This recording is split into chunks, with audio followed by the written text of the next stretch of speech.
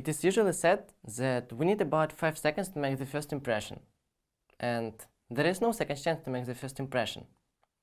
A lot of books and videos tell us how to do this right.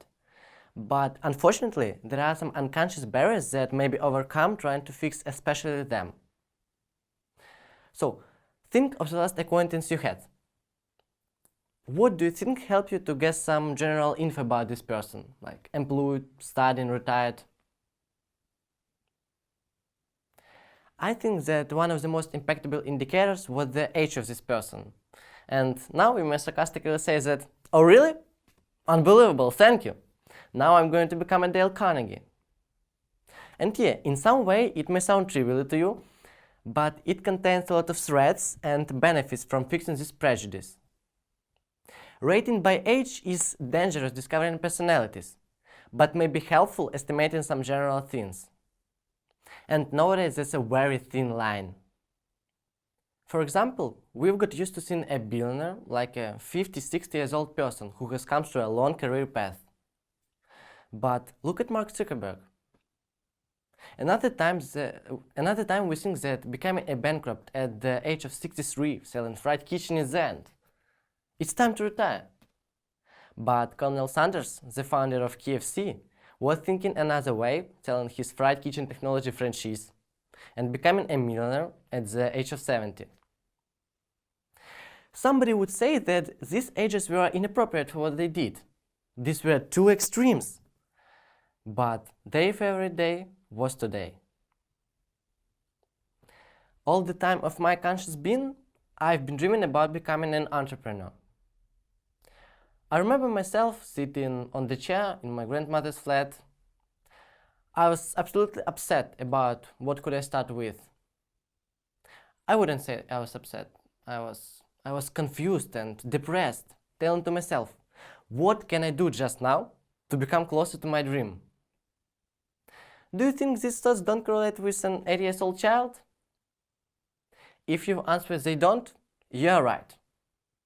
Because they correlate with a person who is a perfectionist, obsessed with a certain idea to become an entrepreneur. Yet without a particular plan, but with unbeatable desire. So this 8-year-old child should face a lot of difficulties. It may be getting business education, MBA, skills, experience, like-minded people, and so on. A lot of problems are expected. So I started to get as much information as possible, reading books, passing courses, and taking part in business programs and projects. I thought that was the time to try something. Maybe launch a startup? The way of getting a potential help is asking experienced people. You may be warned by a lot of threats. That's the brilliant way. Not without personal mistakes, but tips will most likely help you. And the most popular answer you are given is like, listen boy, you're not at that age to do this. You'll get to know how to do this as you'll get older. At your age you should. Your age is inappropriate for what you want to do. In those cases, I realized that people rated me, relating my personal qualities to my age. For a long time, I couldn't define what's the problem I faced. Sounds like a heroic poem, isn't it? So we know the hero, but who is the evil? Do you know that feeling when you can't determine something but can realize it? And when somebody does it instead of you, you are just looking at this person with bulging eyes, like he or she just got it near you. And my friend pointed me to my problem. And I'm going to fight ageism. Ageism is the discrimination of a person on the basis of his or her age. It's desire to cooperate only with a certain group of people. Stereotypes allow quick social perception. They require little efforts. So when a person has a negative attitude towards older people and at the same time has elderly friend, loved one or relative, it pushes him to create a subcategory for friend or relative. This helps to combine best of both worlds.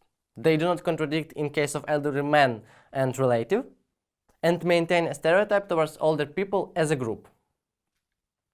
I think that this discrimination may be caused by some factors. The first one is appearance. We usually correlate the age of a person and how he or she looks. So, for example, if I say an 80 years old grandpa, you imagine a person about 1 6 meter height, 70 kilograms, leisurely, and truly that's not bad to estimate. But almost nobody stops there. Then it comes to rating a character, principles, values, and so on. And that may be really unrespectable. The second one is experience. We've got used to matching the experience of a person and the age. There is an interesting hypothesis of spending 10,000 hours doing what you are passionate about. Some time ago, it took so much time to reach this indicator.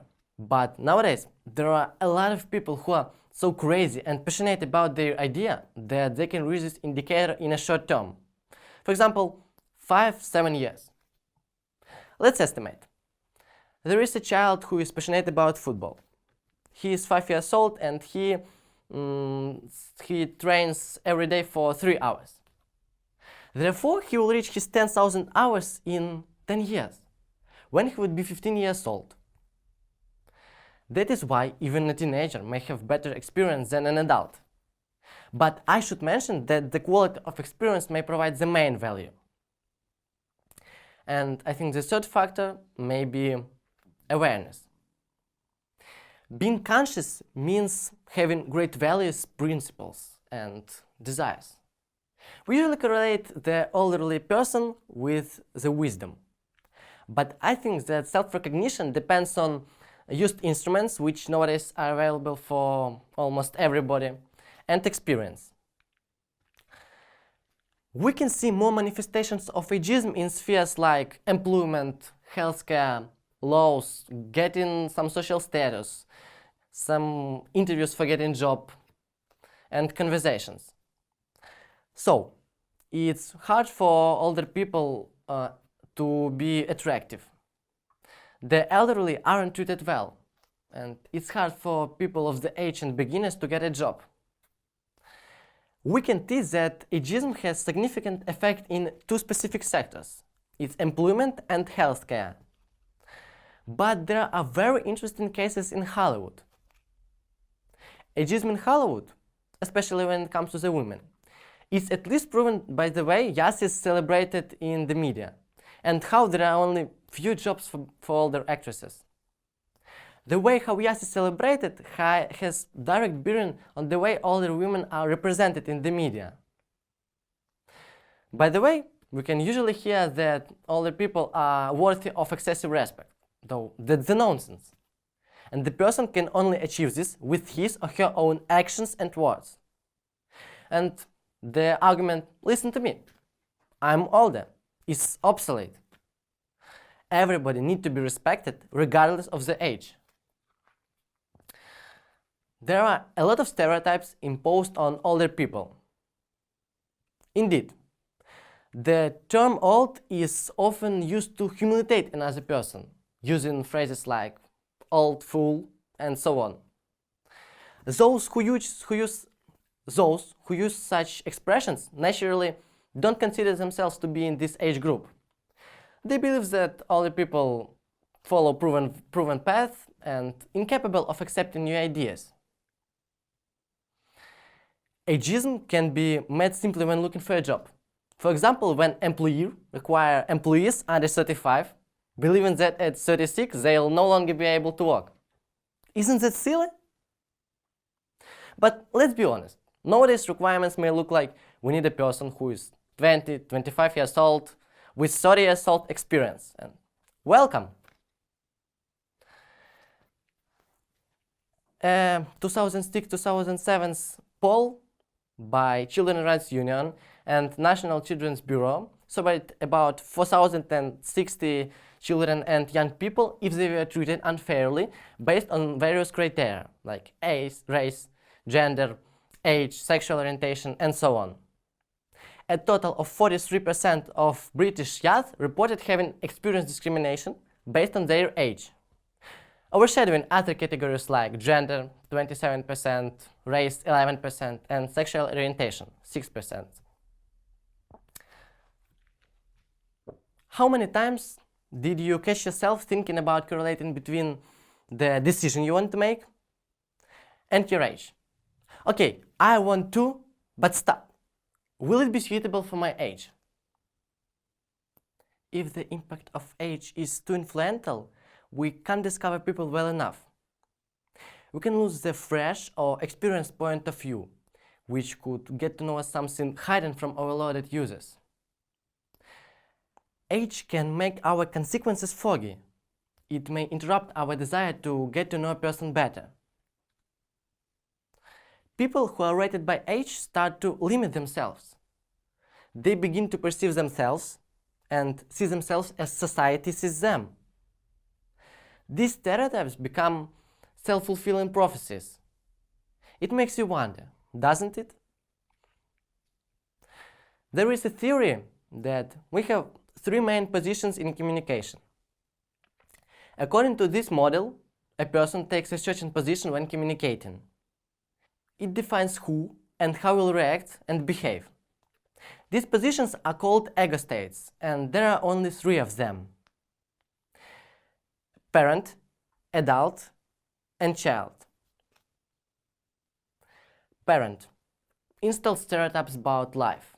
The parent's functions are to teach and explain, control what is done, take care of themselves and others. Adult, objective and reasonable approach to reality. The functions of an adult are to negotiate, adapt, correspond to reality, consider desires, plans and events. And child, spontaneity, creativity and self-expression. The functions of a child are to desire and create a picture of what we want. These roles are more related to our mindset, our psychological state. So, choose the right role based on the result you want to achieve. I recommend you to be open to any role to get more benefit. Because different choices direct to different efforts. And choosing the right role in the right moment with the right people, adding some luck, may make historical things. So, don't be afraid of being as a child if you are an adult. And being pragmatic and objective, thinking like an adult if you are a child. These unexpected mixes make unexpected results. It will help you to be ready for any idea. Imagine if you are a CEO of a great international company. So to your colleague, you'll communicate as an adult. But for your parents, you'll always be a child. And for your children, you'll always be a parent. Consider communicating to your colleagues as a child, landing your product and evaluating it. Behave yourself as a parent with your parents. And seriously pursue crazy ideas of your child. There is a theory that if you are a real professional in what you do, you'll be able to explain the hardest aspects to a 5-year-old child. In some way, it creates an anomaly. Newbies are lucky. We may usually see how someone always asks why instead of coming to terms. This person usually ignores barriers and solves hard problems thanks to a fresh point of view. But be careful. Imagine if you are sitting in a doctor's cabinet before the surgery. And he says, you know, that's the first time I'll have a surgery. And I'm really not into it. I don't think that you would jump up, shake his hand and say, oh, finally, the fresh point of view, because I'm fed up of this carefulness. I think you would jump up and never return there anymore. So, I think that the age is a benchmark, not a major factor. The ability to grasp the fine line is the secret of discovering people. It may sound trivial to you, but we can't wholly fix our prejudices. Realizing that you are prejudiced is the half of the way. Forewarned is forearmed. To dive into this topic, I highly recommend you reading Daniel Kahneman's book called Thinking Fast and Slow. So, hire a candidate over 50 years old and, if necessary, help him to adapt to a young team. Teach grandma to pay bills through the app. in the end, just show a little more patience with an elderly person who just delays a queue or doesn't understand something the first time. There is a theory that we remember only the beginning and the end of given info. That is why I want to spread the quintessence you should remember. I hope that the next time you'll be rating someone, you will say to yourself, I see that I can be a little bit prejudiced, and at the same moment confidently realize, but I'll do everything possible to rate he or she as a separated world consisting of personal values, principles, desires, character, skills, and so on. And no factor will let me be tied to the age. I won't lose this brilliant opportunity, because we are what we think about. Thank you.